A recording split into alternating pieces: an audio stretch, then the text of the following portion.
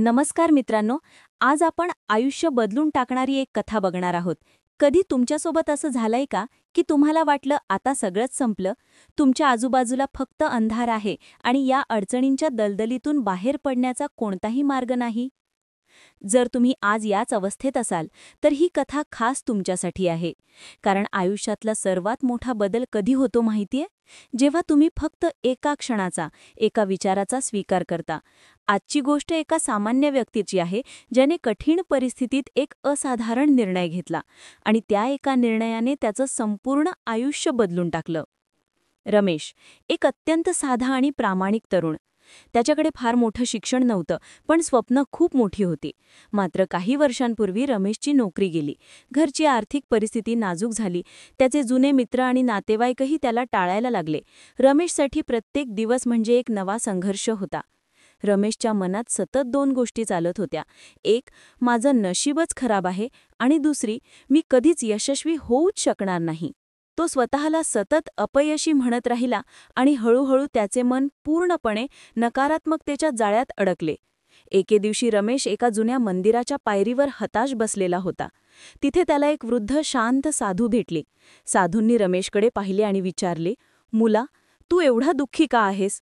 नक्की कोणती गोष्ट तुला त्रास देत आहे?" रमेशने त्यांना आपली सगळी व्यथा सांगितली आणि शेवटी म्हणाला, "माझं नशीबच खराब आहे." त्यावर साधूंनी त्याला एक छोटीशी काठी दिली आणि म्हणाले, "या काठीने तू तुझा रस्ता बदलू शकतोस का?" रमेश गोंधळला. साधू म्हणाले, "बेटा, नशीब, परिस्थिती आणि लोक हे सर्व त्या काठीसारखे आहेत. ते तुला दिले जातात, पण तुझा रस्ता काय असेल हे तू तुझ्या विचारांनी ठरवतोस. तुझे विचारच तुझे खरे मार्गदर्शक आहेत." साधूंच्या या एका वाक्याने रमेशच्या डोक्यात प्रकाश पडला. त्याला समजलं की त्याचा संघर्ष परिस्थितीसोबत नव्हता, तर त्याच्या नकारात्मक विचारांसोबत होता.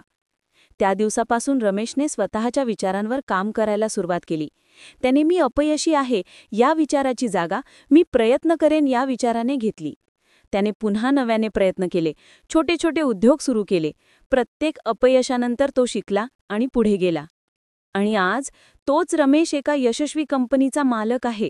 त्याला हे यश कोणत्या जादूने नाही, तर त्याच्या विचारांवर नियंत्रण ठेवून आणि सातत्याने प्रयत्न करून मिळालं आहे. मित्रांनो, तुमची आजची परिस्थिती कशीही असू, तुमचं आयुष्य तुमच्या विचारांवर अवलंबून आहे.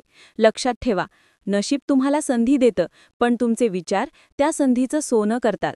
तुमच्या मनात येणाऱ्या प्रत्येक नकारात्मक विचाराला थांबा म्हणा आणि सकारात्मक कृती करण्यास सुरुवात करा.